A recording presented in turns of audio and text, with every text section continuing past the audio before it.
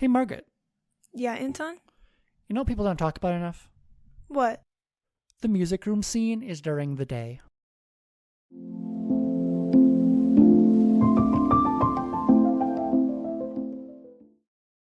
Welcome to People Don't Talk About Young Royals. I'm Anton. My pronouns are he, they. And I'm Margaret. My pronouns are they, them. And we're people here to discuss the show our friends are sick of hearing us talk about. If that sounds like you, stick around. If your friend sent you this podcast out of a desperate attempt to get you to watch Young Royals, take this as a sign. Go watch Young Royals, then come back to this podcast. Anton, what are we talking about today? Today we're having a general discussion of Season 1, Episode 5, opening up the conversation to miscellaneous motifs, symbolism, and themes. Woohoo! In this discussion, we won't be summarizing the plot of the episode because we already did that. If you need or want a refresher, head back 11 episodes in our feed to our most recent This Week at Hilarska for a full breakdown. This episode discussion will likely be all over the place, so strap in. You have been warned. Alrighty. Start with my cold open, why don't we? Yeah, let's do it. Yeah. A continued thing we've been looking at in Purple and Orange is the ways in which, especially like regarding women, like things that are like kind of good and joyful, like often happen during the day in this like kind of like need to be secretive. And I think actually did. Do you mean during the night? During the night. Thank you. Yes. During the night. In the dark. Yes. And I don't know. That for me that produced like some really interesting things looking at this episode that I didn't that I don't think I would have clocked otherwise, with this idea of like the opening scene of the episode is them at dawn. Mm-hmm. So it's like, I'm like kind of cheesy, but like dawning of a new stage in their relationship. Very, very, very nice. But like, it's also like the first like intimate scene they have. It's like in like the beginnings of like the light of day. Like we're getting somewhere. Yeah.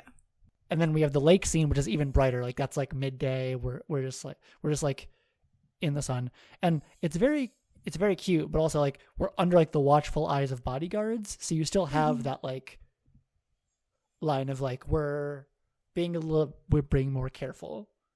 Yeah. In the day, and we're like still technically we're like still a secret, like completely. And so the fish scene is at night. But the thing that really hit me in my cold open was that then we get the music scene, which is just like blaringly bright. And I'd feel like we covered this a little bit in like I believe like art of the frame. Like you covered how like cold the lighting is there. But I think for me it's like how like harsh and bright it is. Yeah, it gives like hospital room lighting vibes, where it's just like really harsh. And I think it's interesting for that scene because that's sort of the scene where or at least the first time where their relationship is sort of thrown back in their face. Yeah. No, yeah, the thing I wrote down is like it's like the harsh reality of their situation like comes back. Yeah. Because August doesn't say it in so many words. He doesn't go, "Oh yeah, the person you've been hooking up with is the one who supplied drugs." But he also almost says exactly that. Yeah. You know, like that's like he tiptoes around it, but it's like, and it's like, I don't know. I guess in retrospect, something we haven't like fully talked about, I think, is the ways in which like Wilhelm doesn't clock that Simon that August knows anything, which I think it just shows like how distressed he is in that moment, that he doesn't think about like the tone that August is putting on that. Yeah, I mean, I also think they haven't been hiding that they hang out, you know? No, like, right. Yeah, fair. Yeah. And yeah, I don't know. It is just this moment of we're still having to live in the lives we're living. And what you gonna do? Yeah. And it's, you really, not that we were unaware of the differences in their situation, but again, it's like really thrown back in their face here. Yeah, definitely. And like, but then Lucia is at night. Mm-hmm. Like, we reconcile in a room where no one can see us. Just at night in the dark. Like, it's, this remains true. It's a yet again, check out this episode. Symbolism still makes sense. I don't know. Do you have a next symbol you want to take? I mean, it's not in any kind of order for me. Yeah. All good. No, you're good. And we probably talked about this in Privilege Punishment. I just kind of can't remember, or I feel like it needs to be brought up again. Mm-hmm. How different Lucia is for Felice and for Sarah. Yeah. Because for Sarah, it's like being included in the new school, being accepted, having friends, being part of the community at this school. Mm-hmm. And for Felice, she's like, I don't want the attention. I don't want this. This is something my mom wants for me, but it's really not it's not what I'm trying to do here. Yeah, I actually was able to. I thought, and I had a bit of a brain blast when I was proud of myself. You can condense it down to 2 objects. Okay, let's have it. Felice's dress. I mean, it's slightly different parts of the episode, but Felice gets a dress from her mother, and gifts a dress to Sarah. Yep. Like, one represents like control, like expectation, like. You should wear this. And then in Felice's dress that she gives to Sarah just feels like an honest extension of like understanding and friendship. Yeah, like when she gives Sarah the dress, it's like, oh yeah, you didn't know that we dress up for dinner on... I think she says that they do it on the weekends, which makes me believe that maybe they care less during the week. So like, yeah, of course... You may not be aware of this because when are you ever at school at dinner time on the weekend? Like this is the first time ever. Like it's Yeah. So like, oh yeah, you didn't know that. I forgot to mention it. Here, have this dress. Yeah. And then, I mean, we can also like Maddie also gifts a dress to Felice. Mm-hmm. Yeah. And that's really kind of the same vibe. Granted, it's by a different character, but it's the same vibe of Felice gifting a dress to Sarah. Yeah, you get this point where it's like people they're gifting each other symbols of like expression. And I mean, expression is really tied up with like identity, like offering them these pieces of clothing. Either the case in like Felice's mom, it's like there's like expectation there of like, this is who like I want you to be. And I think in the case of Felice and Maddie, like it's this act of like, this is who you could be, or like this is how what you can like, well like it's this like access to a more like experimentation, exploration space. Like, and like you were saying, like the event of Lucia is very different in the case of like, because it's like there's like being Lucia, but like the event itself, I think really is like Felice's moment of freedom. And Sarah, it's like this real moment of hope. Like that, like Lucia is the moment that Sarah fully, I think, feels like she belongs here. Oh, for sure. And it's like, as covered in our Sarah episode a couple weeks ago, like Sarah, not a lot has happened to her. Not a lot is like, not a lot has changed, but you do reach this moment, and like this is a pinnacle for her character. Absolutely, yeah. And it's a pinnacle in for both of them, I think, but in completely different ways. Yeah. But yeah. one little thing. I mostly mean this as I always have to feel like I always have to have like a joke symbol in these episodes, because it's like it's not terribly deep, but Felice's Instagram story to break up with August. Yeah. Ultimate fuck you. I love it so much. It is pretty good. I did actually have some stuff about this as well. Oh, yeah. Yeah. And we talked about this in other episodes. I just feel like I can't overstate. I can't overstate means I can't say it enough, right? Yes. Yeah. Okay. That there is a different version of what Felice's character could have been. Yeah. That fully would have taken it out on Sarah. Yeah. That August had kissed her. And I think this could talk to the amount of growth Felice has had over the last 5 episodes. I think that there is a version where if instead of becoming a better person over the season, if she had stayed as episode 1 Felice and kind of continued to use Sarah as a punching bag because she was there, that episode could have gone completely differently. Yeah. Or not that episode, that scene. I mean, I guess the episode as well, but the scene would have gone completely differently. Yeah, and I mean, it's something that she does acknowledge. Yeah. I don't know. I think a line we haven't actually, covered in much, in tons of detail, but the line is, if I was in love with him, I think I would care. Yeah. But I'm realizing I don't. Yeah. And like, that is a moment for her to recognize all the things that we have been saying of like, this is not, these are fantasies. These are fabricated desires. Like they never really feel like they come from an earnest place. Right. Yeah. And it is a moment of her being able to confront that. Yeah. And there are other shows.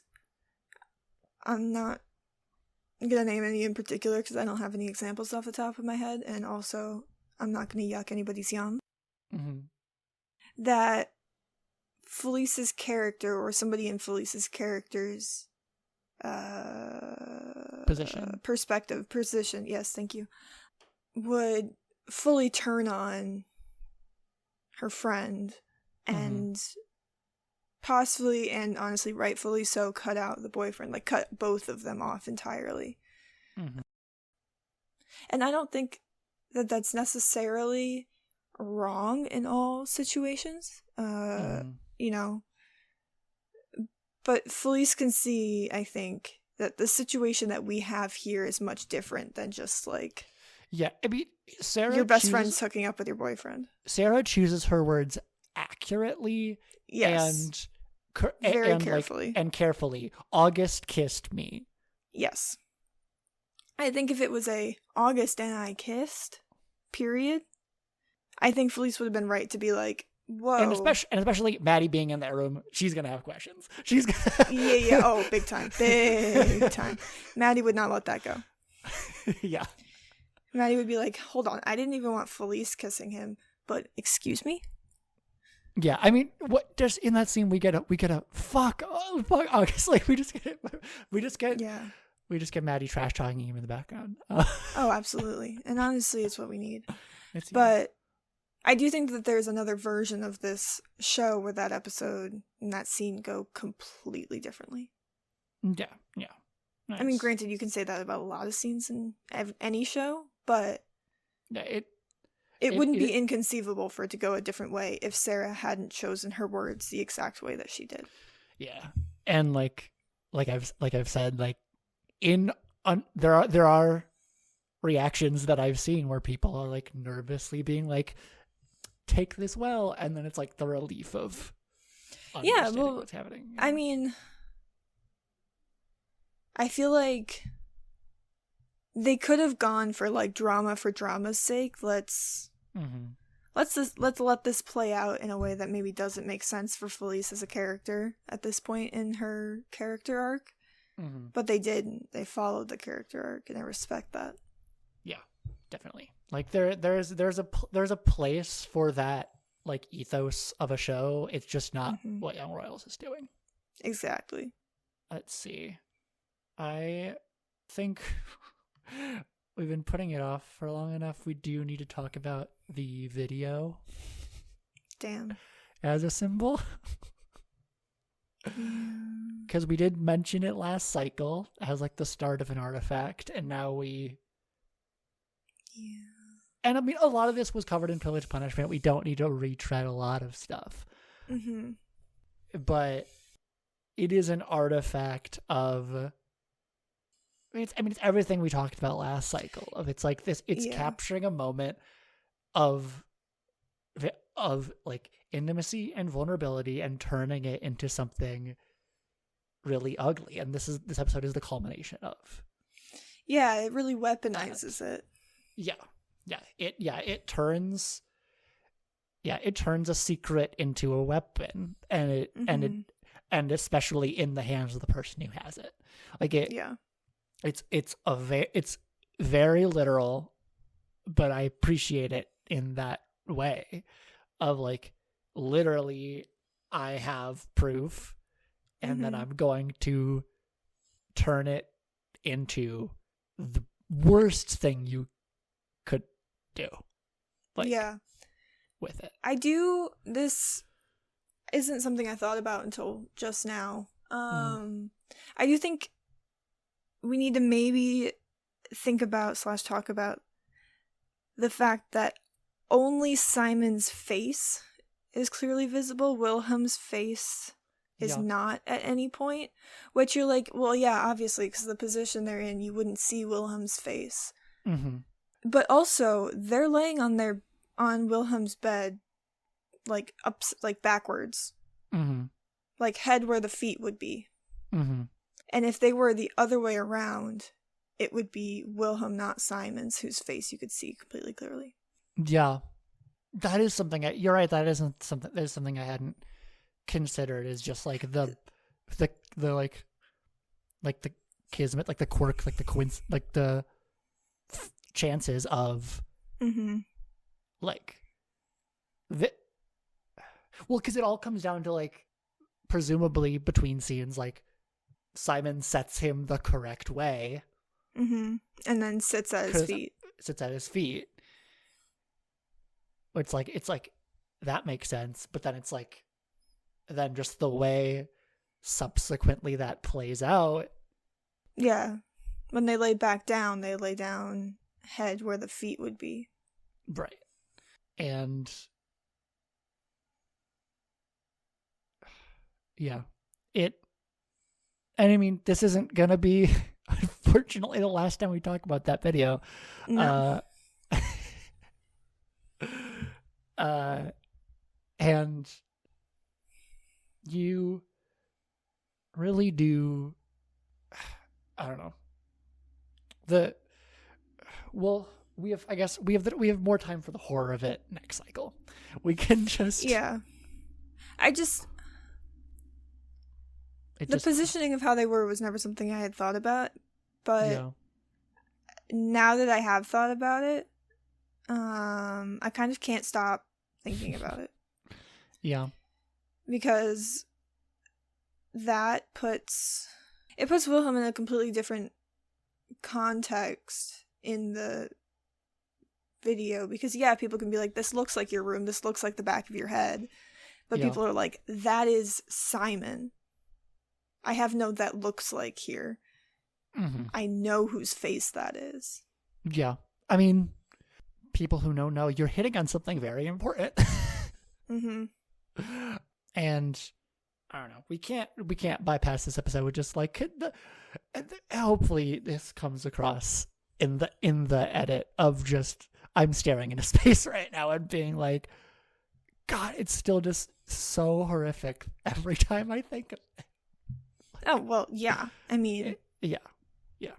It's a complete violation of privacy. Yeah. decency. Yeah. All of it. Should we end with purple? I would love to end with purple. All what right. a pivot. You know, we have some good purple in this episode. We do have some high quality purple content, so let's have at it.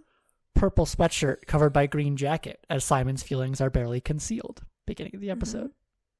As well, I mean, like the walking outside is what I mean when they're like looking at each other. And then in class he takes off his jacket, and so when Sarah and Simon have the exchange of you didn't come home, and he's like, no, I didn't.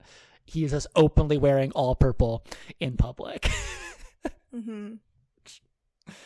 Great. If somebody didn't know the context of Young Royals, we'd sound insane. Yeah. You know, like, he's openly wearing purple in public. They'd be like, excuse me? We're on episode 62. People got around with us. No, I know, but like, yeah. Imagine trying to explain that to somebody who doesn't know the show. Anyways, sorry, keep going. No, fair. The jacket returns around the bodyguards at the lake scene. Sure does. I mean, and it's like, it is great. It's like, because all that is like, logically, all that means is that they're outside. But it still makes sense. But I can still read into it. Right. I mean, of all these symbols, we've covered this before. Purple is the only one that's confirmed by the costume designer. And like, confirmed by everybody. There's no purple in the fish scene, I believe. But that would be a bit redundant, I think. Yeah. And like that is also a very warmly lit scene. So for like the lesser consistent symbolism of like warm colors, just kind of representing less Wilhelm and more just kind of generally like what the passion of everything. Yeah, they also warm colors tend to follow the Eriksons.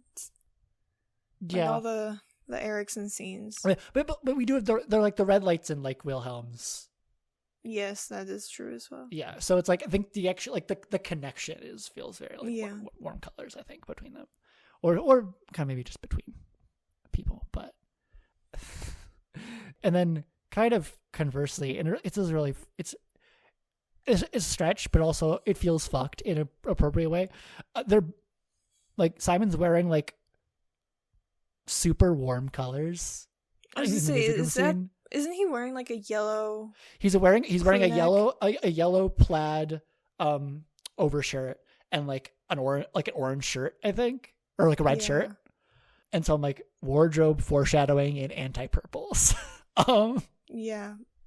Isn't yellow and purple contrast colors? Hang on. The opposite of color of purple is orange, but it's like he's wearing yellow and red, so it's like I remember color theory from art in elementary school. Hell yeah, brother. Yeah, because when I was like flicking through in my usual search, it was like I was just like those are very not purple colors. Yeah. And it's like I don't know how much in the future we want to read into just colors that aren't purple, but like in the music room scene specifically, that feels it feels a bit significant, especially since they're having like their worst argument up to this point. Like just the fact that there's no purple anywhere is significant.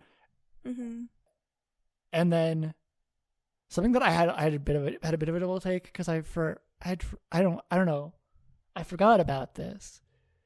When Villa texts him, "I'm gonna make it right," and we cut to Simon in his room, he's just fully wearing a purple sweatshirt. Yeah, that is true. Like he's still like aesthetically, we're not concealing how much he still cares. Right. That fucked me up for a little bit. That's fair.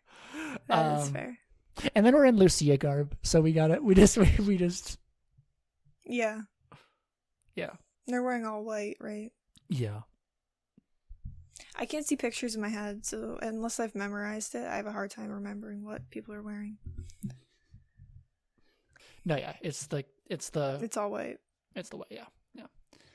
So, I mean, we're running into something similar of how a lot of a lot of episode 3 was weird with purples because a lot of it's Family Day, and so they're all like wearing Haleshka uniforms. So you just can't take advantage of it a lot. So, but we got a lot in this episode. we had some high quality purple content. You got a lot of.